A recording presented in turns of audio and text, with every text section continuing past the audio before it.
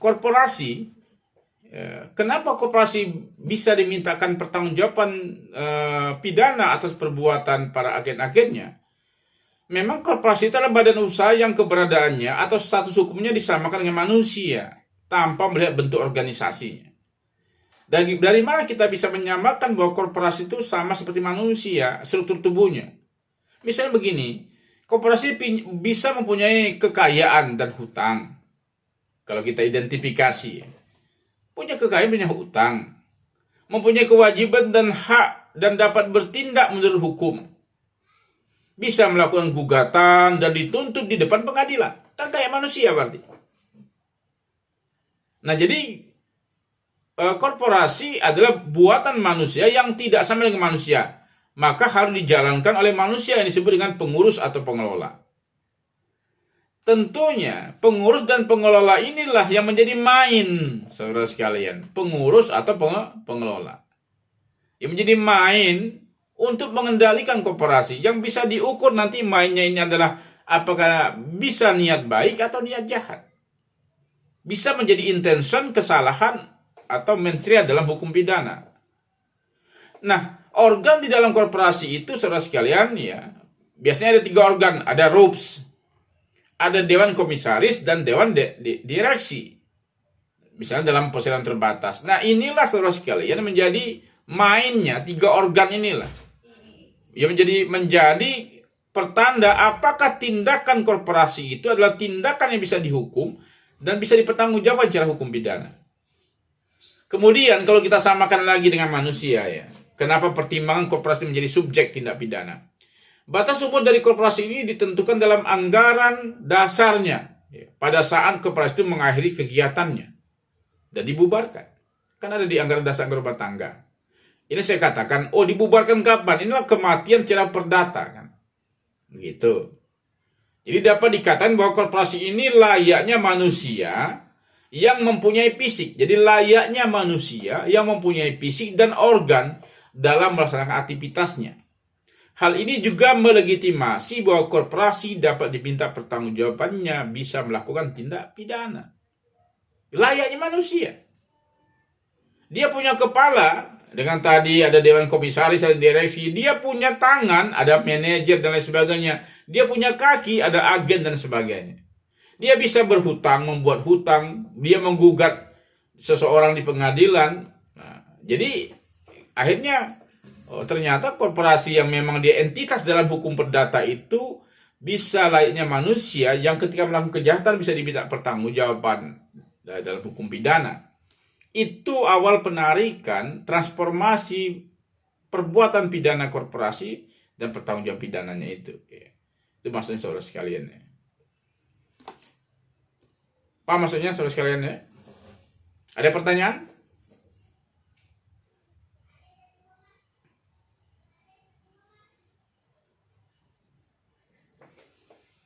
Baik, kita lanjut sedikit lagi, ya. Kalau tidak pertanyaan.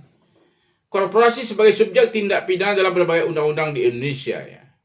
Sudah sejak lama saudara sekalian, KUHP kita itu memang sudah ketinggalan zamannya, ya. Walaupun memang tidak semuanya, ya. Terutama untuk subjek pelaku, saya katakan tadi bahwa KUHP kita itu subjeknya hanya natural person atau orang persoalan secara pribadi, tidak korporasi. Nah, kemudian karena mengingat perkembangan zaman tadi, maka pada tahun 1951 dikeluarkan Undang-Undang Darurat Nomor 17 Tahun 1951 tentang penimbunan barang-barang. Ya. Ini pertama sekali diakui korporasi sebagai subjek pelaku tindak pidana. Undang-Undang Darurat Nomor 17 Tahun 1951 tentang penimbunan barang-barang yang mengadopsi pemikiran atau pendirian bahwa tindak pidana dapat pula dilakukan oleh atau atas nama suatu badan hukum, suatu perseroan, suatu perserikatan orang, dan suatu yayasan.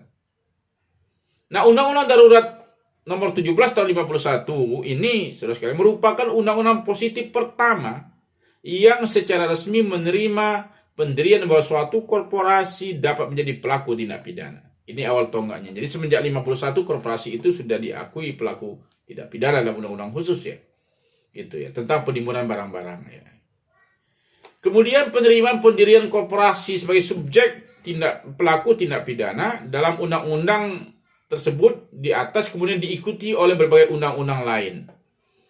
Ada Undang Darurat Nomor 7 tahun 55 tentang pengusutan, penuntutan dan peradilan tindak pidana ekonomi atau sering disebut dengan Undang-Undang Tindak Pidana Ekonomi tahun 55. Kemudian juga kita lihat di sini ada Undang-Undang Darurat Nomor 7 tahun 65 tentang tindak pidana ekonomi pasal 15 ayat 1 ya. Kemudian ada Undang-Undang Nomor 11 PNPS tahun 63 tentang supersip, ini sudah dicabut ya. Undang-Undang Nomor 9 tahun 76 tentang penyimpanan narkotika. Kemudian Undang-Undang Nomor 6 tahun 83 tentang ketentuan umum tata cara perpajakan. Ya. Kemudian sekarang sudah dirubah dengan undang-undang yang baru ya. Itu berbagai undang-undang. Kemudian ada Undang Nomor 8 tahun 85 tentang pasar modal, kepabeanan, tentang cukai, psikotropika, narkotika, ya, lingkungan hidup, ya. Kemudian praktek monopoli dan persaingan usaha tidak sehat, perlindungan konsumen, pemberantasan tindak pidana korupsi, ya. Kemudian undang-undang pencucian uang. Nah, sekarang hampir sebuah undang-undang khusus sudah mengenal korporasi sebagai pelaku tindak pidana, saudara sekalian. Ya. Itu maksud saya bahwa beberapa undang-undang sampai sekarang itu, undang-undang khusus di luar KUHP itu sudah mengakui korporasi sebagai subjek tindak pidana. Kita lihat undang-undang pertama ya, Undang-Undang Darurat Nomor 17 tahun 51 di pasal 11 ya, tentang penimbunan barang-barang. Ini rumusannya. Bila mana suatu perbuatan yang boleh dihukum berdasarkan undang-undang ini dilakukan oleh suatu badan hukum, maka tuntutan itu dilakukan dan hukuman dijatuhkan terhadap badan-badan hukum itu atau terhadap orang-orang termaksud dalam ayat 2 pasal ini atau terhadap kedua-duanya. Ya.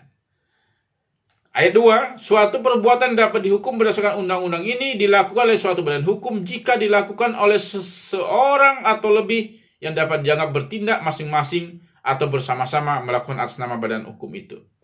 Kalau dari sini saudara sekalian bisa kita uji, ini sudah cukup representatif sebenarnya. Saya katakan kenapa? Pertama, dari sisi perbuatannya itu dilakukan oleh orang-orang ya, dari tindakan para agen yang masing-masing atau bersama-sama tetapi atas nama badan hukum. Jadi dia ini ditugaskan oleh suatu korporasi, oleh badan hukum melakukan sendiri-sendiri atau bersama-sama. Melakukan tindakan ini maksudnya resmi berdasarkan yang ditugaskan oleh korporasi untuk atas nama korporasi. Jika tindakan yang diperintahkan itu adalah tindakan yang melanggar hukum, maka dia bisa bertanggung jawabnya, baik orang-orang tersebut secara pribadi dan juga korporasi atau kedua-duanya. Saya pikir sudah cukup lengkap juga mekanisme di dalam undang-undang pasal 11 undang-undang nomor 7 tahun 51 ini. Ya kan? Sudah jelas. Jadi ada teori identifikasi bahwa tindakan para agen korporasi adalah tindakan pada korporasi dan yang bertanggung jawab siapa?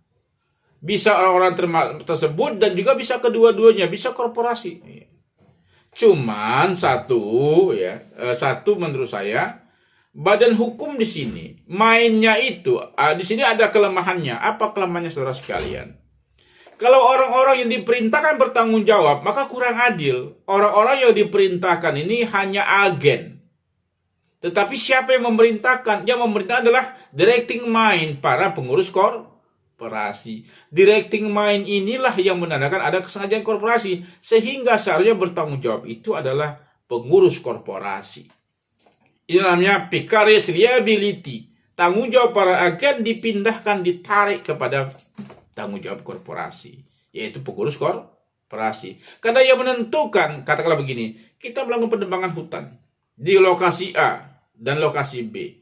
Ternyata lokasi A, lokasi B ini yang diperintahkan, ada keputusan kita sebuah perusahaan pengelolaan, misalnya dapat pengelolaan hutan, kita menebang hutan A dan hutan B. Ya, kita perintah para agen kita untuk melakukan penebangan pohon. Ternyata A dan B ini adalah masuk wilayah hutan lindung. Yang melakukan penebangan ini betul melakukan tindak pidana. Tetapi dia diperintahkan atas nama korporasi. Siapa yang memerintahkan? Pengurus korporasi. Maka pengurus yang bertanggung jawab. Perbuatannya di agen, pertanggungjawaban di pengurus. Itu baru letaknya adil. Apa maksudnya saudara sekalian ya? Jadi itu namanya directing mind itu. Bukannya para agen ini bertanggung jawab, bukannya para sopir ini bertanggung jawab, tapi yang memerintahkan. Kecuali disuruh tebang A, oke, tebang B oleh orang ini tebang C, yang ditebang C ini adalah tindakan pribadi, maka pertanggungjawaban pribadi. Itu maksudnya. A dan B sudah betul ditebang itu hutan, bukan hutan lindung, bukan cagar alam sebagainya, dia tebang C, hutan lindung. Maka perintah di luar perintah ini, maka itu tindakan di luar perintah korporasi itu bukan tindakan korporasi. Jadi maksud saya para agen korporasi, para pegawai yang melakukan tindak pidana itu belum tentu bisa bertanggung jawab. Dia mengidentifikasi ada perbuatannya, tapi pertanggungjawabannya pidana itu ada di para direksi. Itu namanya directing mind. Mindnya para direksi, saudara sekalian. Bisa ditangkap maksudnya penjelasan saya ini? Ada pertanyaan silakan. Izin dok. Silakan Bu. Kalau untuk kasus-kasus korporat ini seperti masuknya penebangan hutan, Iya. pembangunan liar atau kebakaran hutan tadi, Iya. bisa ada pidananya tapi administrasinya dikedepankan. Iya. Kamu saya tanya untuk eksekutor pelaksanaan untuk hukuman administrasinya ini siapa, dan apakah dan siapa pengawasan selama pelaksanaan pemulihan yang dilakukan oleh korporat itu sendiri. Itu B. Ya, kalau untuk sanksi administrasi tentunya di lembaga-lembaga pemerintahan, Bu. Ya, ada kementerian dan sebagainya. Ya, itu yang eksekutornya kan. Cuma persoalannya mampu nggak kementerian itu melaksanakan sanksi administrasi. Kadang lemah sanksi administrasi, makanya harusnya hanya pidana yang muncul gitu. Nah, seharusnya kan gini, administrasi itu kan prevention sifatnya. Kalau dijalankan administrasi ini dan pengawasan, insya Allah mudah-mudahan tidak akan terjadi itu. Nah, artinya kalau terjadi itu administrasi, menurut saya sudah gagal. Oke lah, gagal administrasi dari sisi peraturan. Sekarang apa sanksi administrasinya? Pemulihankah? Dendakah? Jangka panjangkah? Bagaimana? Kalau penebang hutan, Bu, bagaimana menanam hutan itu? Berapa puluh tahun? Bagaimana apa sanksi administrasinya? Agak sulit ya. Nah, karena administrasi tak mampu, kalau sudah masuk unsur menebang hutan, karena kan dia kan menebang di luar apa hutan ini kan, hutan-hutan negara lah ya kan, maka kan penebangan masuk dia. Jadi kata orang apakah ini dia administrasi dulu atau pidana dulu, karena bisa kedua-duanya menurut saya. Karena administrasi itu lebih banyak prevention sebenarnya kan. Kalau pencemaran lingkungan hidup, ya kan sudah masuk atau dimasukkan polutan, ya kan, membuat ambang batasnya itu kan polutan itu kan zat pencemar itu melalui ambang batas, ya, misalnya. Nah, kalau sanksi administrasinya itu ketika dia sudah kalau sudah dijalankan, misalnya pembuangan ada unit pengolahan limbah, AMDAL, saya pikir itu tidak akan terjadi. Pengawasannya bagaimana kan? Sudah dari pencemaran. Makanya dalam pidana juga ada pidana tambahan yang kadang pidana tambahan juga masuk wilayah misalnya ditarik dalam sanksi administrasi, pencabutan izin kan Bu? Pencabutan izin misalnya, pengambil alihan perusahaan di bawah negara. Tapi kadang persoalannya, oh ini banyak pegawainya, ini 3.000 orang. Kayak itu juga jadi masalah. Kalau ini dibekukan bagaimana? Seharusnya negara telah mengambil alih untuk kepentingan negara. Diambil alih negara bagaimana manajemennya? Seharusnya kan begitu. Kalau begini terus maka takutnya korporasi ya tidak jerah. Apalagi tadi ciri-cirinya tadi dia berkolaborasi dengan penguasa, pengusaha dan birokrasi, kan gitu ya kan? Nah, ya menurut saya bisa ditegakkan. Hukum pidana ukurannya jelas. Tinggal mau atau tidak kan itu. Itu persoalannya Bu. Ukur-ukurnya jelas minta pertanggungjawaban itu.